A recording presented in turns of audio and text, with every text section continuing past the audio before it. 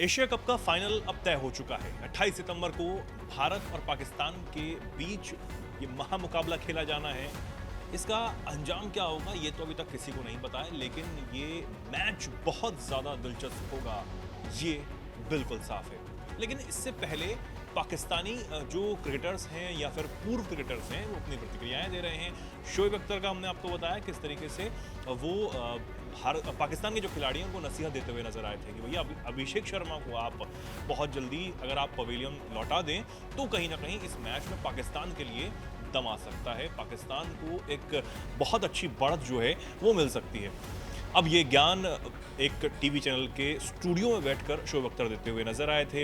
हालांकि mix reaction इसको लेकर सामने आए, कई लोग उनकी आलोचना भी कर रहे हैं, कई लोग उनसे सहमत भी हैं।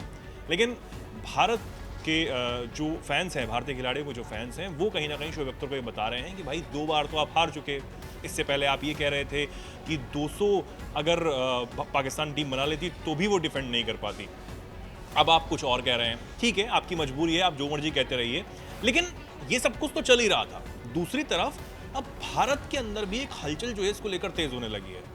हमारे तेज गेंदबाज हैं जसप्रीत बुमराह, वो अब चर्चाओं में आ गए हैं एकदम से, और वो चर्चाओं में आए हैं मोहम्मद कैफ की एक टिप्पणी की वजह से। जी हाँ, मोहम्मद कैफ पूर्व क्रिकेटर हैं, बहुत अच्छी शानदार पारियां उन्होंने खेली हैं और उन शानदार पारियों की बदौलत उन्हें आज भी याद किया जाता है। उनका जो क्रिकेट है वो लोगों के दिलों में है, किस तरीके से उन्होंने शानदार पारियां खेली हैं। उन दोनों के बीच में पब्लिक डोमेन है कि सोशल मीडिया में भिड़ंत होती हुई नजर आ रही है और इस पर भी बहुत लोग रिएक्शंस दे रहे हैं। क्या कुछ पूरा मामला है समझेंगे, लेकिन आप मोहम्मद कैफ को अगर हम देखें, उन्होंने जो कुछ कहा है और उसके बाद कैसे जसप्रीत बुमराह जो है वो भड़क गए, इसको समझेंगे। लेकिन उससे पहले हमें याद करना होगा मोहम्मद कैफ की वो पारियां जिन्होंने मोहम्मद कैफ को बनाया है, और उन पारियों की वजह से जो भारतीय टीम है उसको शानदार जीत मिली है। और एक पारी का जिक्र मैं जरूर करना चाहूंगा, जब दादा यानी कि सौरव गांगुली ने अपनी टी शर्ट लॉर्ड्स के मैदान की वो बालकनी से उतारी थी और लहराई थी, और उसके बाद जो भारतीय क्रिकेट फैंस हैं उनके रोंगटे खड़े हो गए थे और उन्होंने ये माना था कि ये दादा हैं। ये 2002 वानखेड़े का जो मुकाबला हुआ था जिसमें इंग्लैंड की टीम आई थी, और हालांकि भारतीय क्रिकेटर्स को उस वक्त हार का सामना करना पड़ा था भारतीय टीम को, लेकिन वो तब जो इंग्लैंड की टीम की तरफ से, खिलाड़ी की तरफ से किया गया था, उसका बदला आज लॉर्ड्स में लिया गया है। वानखेड़े स्टेडियम 2002 की ये बात है, जब मुंबई के वानखेड़े स्टेडियम में भारत और इंग्लैंड का मैच हो रहा था। तब उस मुकाबले में जो एंड्रयू फ्लिंटॉफ है, इनका नाम आपने कई बार सुना होगा, युवराज सिंह से भी भिड़ गए थे, उन्होंने मजा चखाया था। लेकिन वानखेड़े स्टेडियम में क्या हुआ था कि उनकी जो बदतमीजी की एक पराकाष्ठा है वो उससे पार निकल गए थे। एक प्रमाण जो उन्होंने वो दिया था कि किस तरीके की बदतमीजी आप कर सकते हैं। एंड्रयू फ्लिंटॉफ ने इस एक मैच जो वहां पर चल रहा था, आखिरी वनडे था, उसमें जीत के बाद अपने टी शर्ट को वहां पर उतारा मैदान में ही और उसको लहराने वो लगे, जिसके बाद बहुत ज़्यादा जो बातें हैं वो हुई। सिर भी शर्म से झुका कि हम इतना जो सीरीज़ है वो यहाँ पर हार गए हैं। लेकिन इस तरीके का व्यापार जो था वो कहीं ना कहीं दादा के दिल में घर कर गया था, और उन्होंने कहा था कि भाई अपने आप से शायद ये कहा था कि इसका बदला जो ज़रूर लिया जाएगा। लेकिन उसका बदला लेने के लिए मोहम्मद कैफ ने एक बहुत शानदार पारी लॉर्ड्स में खेली थी, और वो बदला जो है वो पूरा हो पाया। और उसके बाद दादा ने अपनी टी शर्ट जो है वो वहाँ पर लहराई। जब इंग्लैंड की टीम 6 जो मैच थे उसकी वनडे सीरीज़ खेलने भारत आई थी, तब उन्होंने फ्लिंटॉफ ने ये की थी। उसके बाद 2007 में फ्लिंटॉफ को कहीं ना कहीं मुँह की खानी पड़ी थी, जब फ्लिंटॉफ की नोकझोंक युवराज सिंह से हो गई थी और युवराज सिंह ने फिर उसका ताबड़तोड़ 6 छक्के लगाए।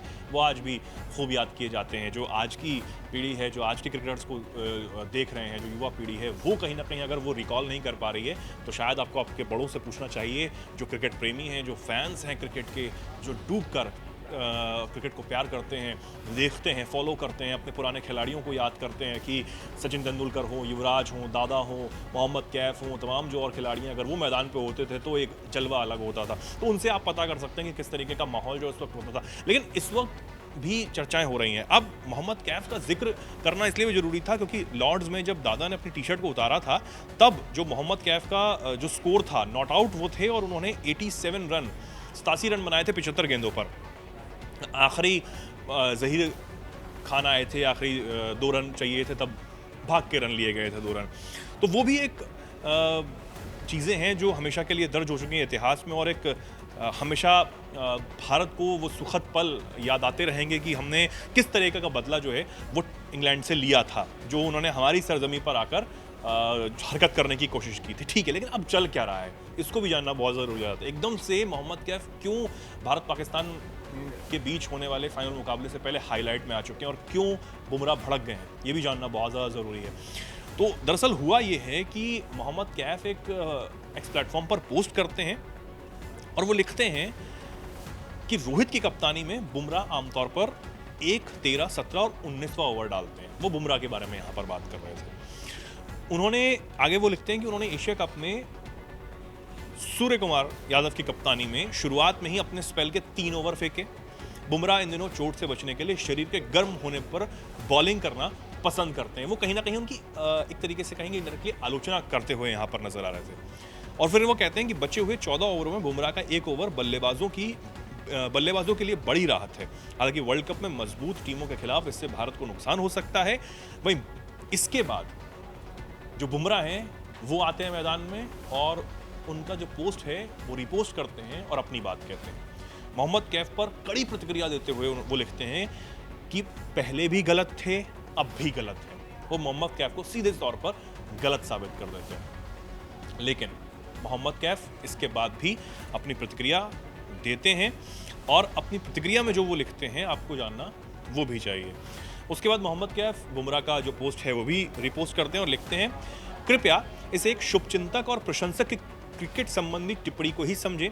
आप भारतीय क्रिकेट के सबसे बड़े मैच विजेता हैं और मैं जानता हूं कि भारतीय टीम की जर्सी पहनकर मैदान पर अपना सर्वस्व झोंकने के लिए क्या कुछ करना पड़ता है। तो ये कहीं ना कहीं एक टिप्पणी जिस तरीके से उन्होंने बुमराह पर की और बुमराह की गेंदबाजी पर की कि आप जो स्पेल है वो पहले डाल लेते हैं, आप आखिरी ओवर्स तक नहीं जा रहे हैं, सूर्य कुमार यादव की रोहित की कप्तानी में आप जाया करते थे। तो ये जिस तरीके की आलोचना करने की कोशिश की उसका जवाब बुमराह ने अपने तरीके से दिया।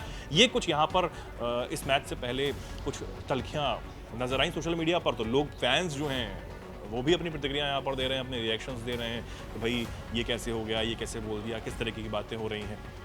हालांकि मोहम्मद कैफ ने जो आखिरी बयान यहाँ पर दिया या आखिरी पोस्ट किया, उन्होंने कहा कि इसको आप इस तरीके से ना लें, गलत तरीके से ना लें, इसको देखें कि भाई आपके शुभचिंतक हम हैं और उस तरीके से हम बात कर रहे हैं। तो ये सब कुछ यहाँ पर सोशल मीडिया पर चल ही रहा है और दूसरी तरफ इंतज़ार ये हो रहा है उस तारीख का जब भारत और पाकिस्तान की खिलाड़ी एक बार फिर से मैदान में आमने सामने होंगे। दोनों में दम होगा, जोश होगा, अपने देशों को जितवाने का जुनून भी होगा। लेकिन पाकिस्तान के खिलाड़ियों ने जो हरकत भारत के मैच में की थी वो भी नहीं भूलना चाहिए कि उन्होंने जो पाकिस्तान के पूर्व खिलाड़ी स्पोर्ट्समैनशिप की बात कर रहे थे वो क्या पाकिस्तानी खिलाड़ियों ने दिखाई। जिस तरीके के इशारे चाहे वो रऊफ हों या फरहान हो उन्होंने किए, क्या वो बर्दाश्त करने लायक थे? क्या वो मैदान में होना चाहिए था? उस बात को भी भारतीय खिलाड़ियों को उम्मीद है कि भूलना नहीं होगा। और अभिषेक शर्मा जिस शानदार परफॉर्मेंस में लगे हुए हैं उनको लेकर भी काफ़ी बातें हो रही हैं कि भाई अभिषेक शर्मा को आप अगर पहले पवेलियन लौटा देते हैं तो कहीं ना कहीं चीज़ें बदल सकती हैं। देखना होगा अभिषेक शर्मा क्या इस बार सेंचुरी लगा पाते हैं। उनके ऊपर उम्मीद भरी निगाहों से जो फैंस हैं वो देख रहे हैं और बहुत सारी चीज़ें हैं। फिलहाल आप इस पूरी कंट्रोवर्सी पर क्या कुछ कहना चाहेंगे और भारत पाकिस्तान का जो फाइनल होने वाला है मुकाबला उसको लेकर आप क्या राय रखते हैं, क्या कुछ हो सकता है? कमेंट सेक्शन में लिखिए और ऐसे ही जुड़े रहिए, देखते रहिए दैनिक जागरण।